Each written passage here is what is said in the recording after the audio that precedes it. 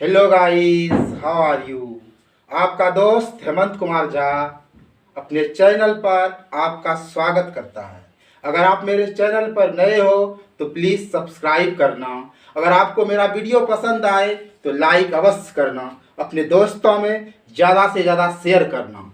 मेरा आज का टॉपिक सर्किल है, वृत्त। वृत्त को हम लोग अंग्रेजी में सर्किल बोलते हैं। सर्किल, यह वृत्त देखो क्या है। वृत्त, ये वृत्त है और ये इसका केंद्र है। गौर से देखो, वृत्त असंख्य बिंदुओं से मिलकर बना, असंख्य बिंदुओं से, ढेरों बिंदुओं से मिलकर यह वृत्त बना है और यह इसका केंद्र है। तो हम वृत्त के बारे में कह सकते हैं कि वृत्त असंख्य बिंदुओं से मिलकर बना है। वृत्त असंख्य बिंदुओं से मिलकर बना है। वृत्त असंख्य बिंदुओं से मिलकर बना है। वृत्त असंख्य बिंदुओं से मिलकर बना है और इस केंद्र से वृत्त के हरेक बिंदु की दूरी अचर होती है।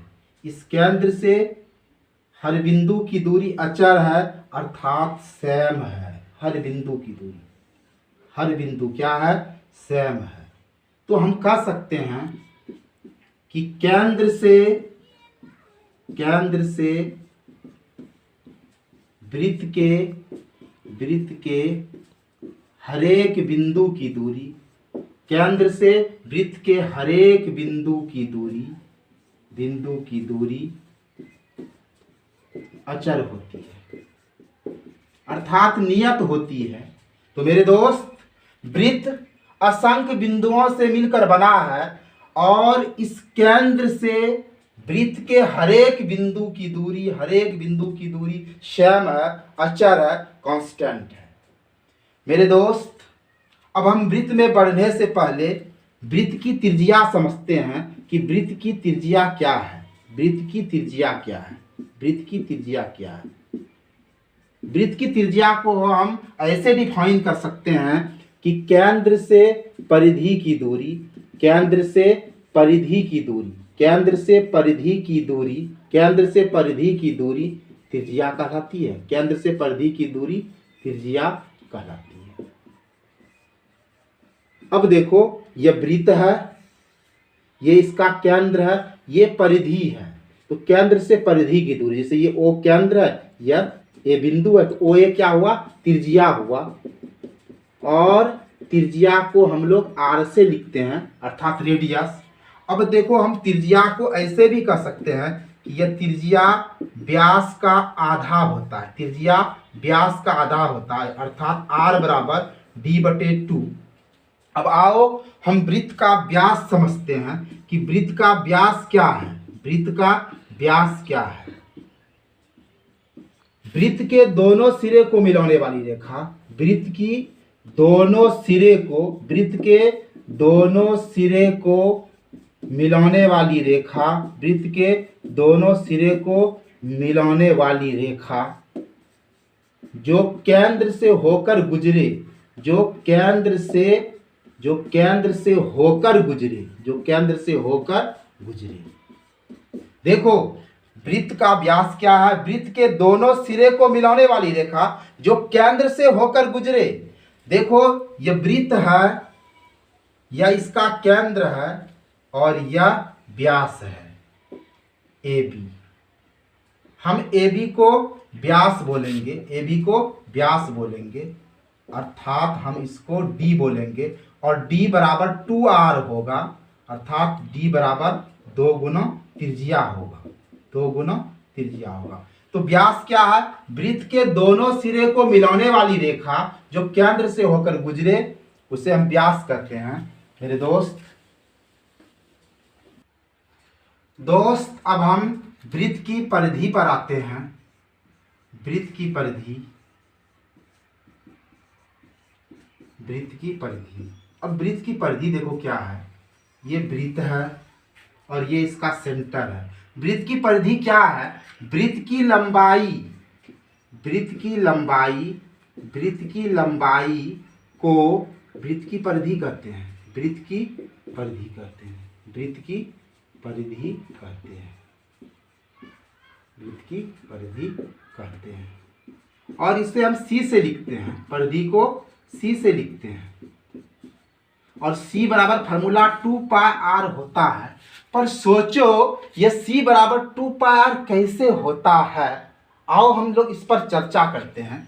देखो ये वृत्त है, ये केंद्र है, और यह त्रिज्या है, और ये त्रिज्या है। अब गौर से देखो ये दोनों त्रिज्या मिलने से कैसा आकार बन रहा है, ये पाई के आकार का बन रहा है कि नहीं, यानी पाई आकार का बन रहा है कि नहीं। अब देखो इस पाई से हम वृत्त की परिधि का कैसे निर्माण करते हैं। तो ये पाई बराबर C/D। अब देखो ये पूरा वृत्त की परिधि है, और ये दोनों मिलने से, ये दोनों त्रिज्या मिलने से पाई बनता है, अर्थात D बनता है। यानी पूरे वृत्त की परिधि में अगर व्यास से हम भाग देंगे तो ये जो पाई है, इस तरह का पाई का संख्या निकल जाएगा, इस तरह के पाई का संख्या निकल जाएगा। तो देखो ये पाई बराबर क्या होता है, C/D होता है। अब देखो हम इससे वृत्त की परिधि कैसे निकालते हैं। तो यहाँ देखो कुछ नहीं है, तो एक है, इसको हम क्रॉस मल्टीप्लिकेशन करते हैं तो पाई C एकासी हो जाएगा, और C बराबर क्या हो जाएगा, पाई इंटू D।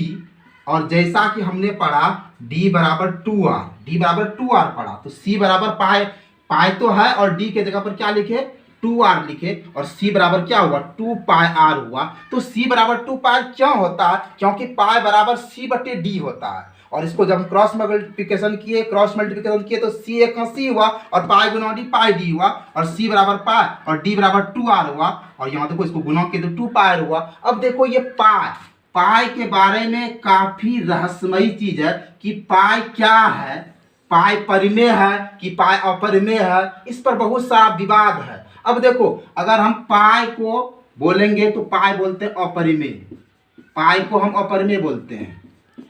और इसका मान अगर हम 22/7 ले लेते हैं तो ये परिमेय हो जाता है, इसको हम परिमेय बोलेंगे, क्योंकि ये P/Q के रूप में है, अंश और हर के रूप में, और नीचे जो Q है अर्थात 7 वो 0 के बराबर नहीं है। तो पाई का मान 22/7 को हम परिमेय बोलते हैं। लेकिन पाई का मान ये जो 3.14 ये डॉट है, इसको हम अपरिमेय बोलते हैं। क्यों बोलते हैं, क्योंकि यह अनवसानी पुनरावृत्ति है, अनवसानी पुनरावृत्ति है।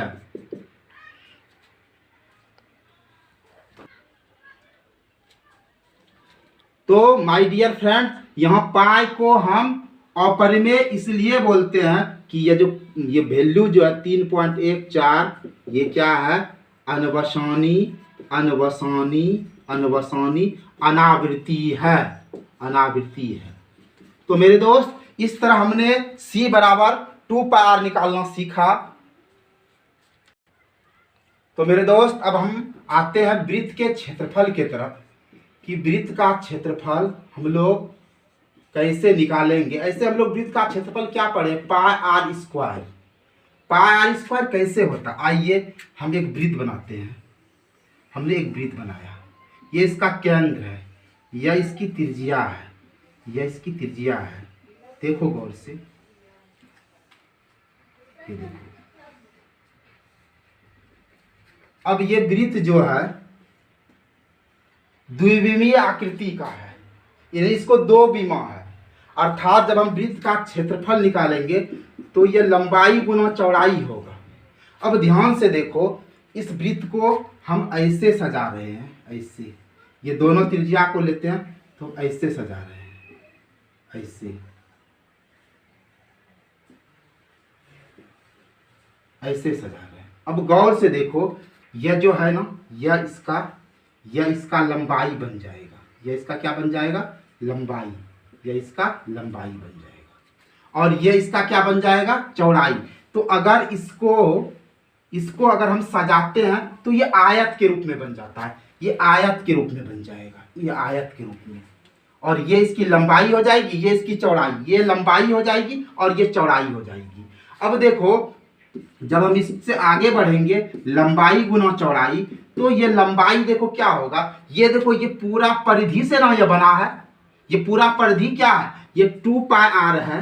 और आयत में देखो 2 लंबाई होता है ना, इसको 2 से भाग दे दो और गुना चौड़ाई, ये इसका त्रिज्या जो है, ये इसका त्रिज्या तो r है, ये चौड़ाई का काम r करेगा। ये 2 खत्म हो गया, तो ये देखो पाई r गुना r, ये पाई r स्क्वायर होता है और इस तरह वृत्त का क्षेत्रफल पाई स्क्वायर होता है। आइए हम 2 एग्जांपल लेकर कंसेप्ट क्लियर करते हैं कि कैसे हम c निकालेंगे और कैसे a निकालेंगे। जैसे देखो हमारे पास r बराबर 10 मीटर है, अगर हम वृत्त की परिधि निकालते हैं तो कैसे निकालेंगे, इसको 2πr पर बैठा दो, 2 पाई का मान 22/7 रखो और r क्या हमारा 10 है, फिर इसको कैलकुलेट कर दो, इतना मीटर निकल जाएगा। अगर हमको क्षेत्रफल निकालना है तो पाई स्क्वायर पे इसको पुट करो, पाई का मान 22/7 है और रेडियस हमारा क्या है 10 है, तो 10 पर स्क्वायर हो गया, तो 22/7 गुना 10 गुना 10 करके सॉल्यूशन करो, ये इस तरह हमारा क्षेत्रफल निकलेगा। तो मेरे दोस्त, इस तरह मेरा आज का टॉपिक यही समाप्त हुआ। जय हिंद, जय भारत।